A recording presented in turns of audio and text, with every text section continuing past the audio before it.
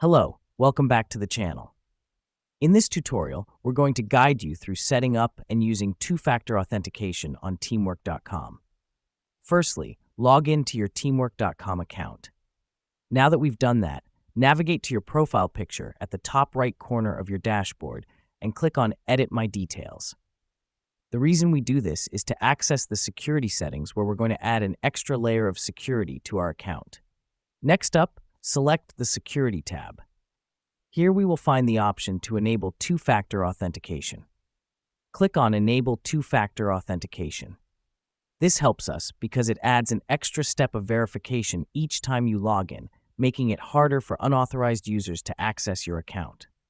You'll be prompted to download the Google Authenticator app if you haven't done so already. This app will generate the codes you need for two-factor authentication. Once you've installed the app, you're ready for the next step. Now, you'll see a QR code on your teamwork.com screen. Open up the Google Authenticator app on your phone and tap the plus sign to add a new account.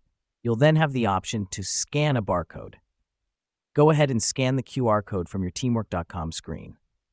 The reason we do this is that the app needs to connect with your teamwork.com account to generate the unique authentication codes.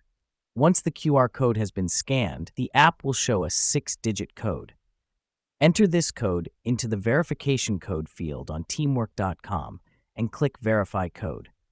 Here's what's happening behind the scenes. The app is verifying your identity by confirming the code it gave you.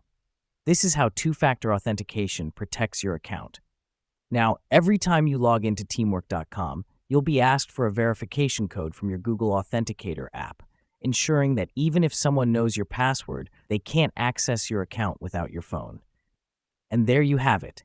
You've now set up and are using two-factor authentication on teamwork.com. Thanks for joining us, and we'll see you next time. Keep your accounts safe, folks.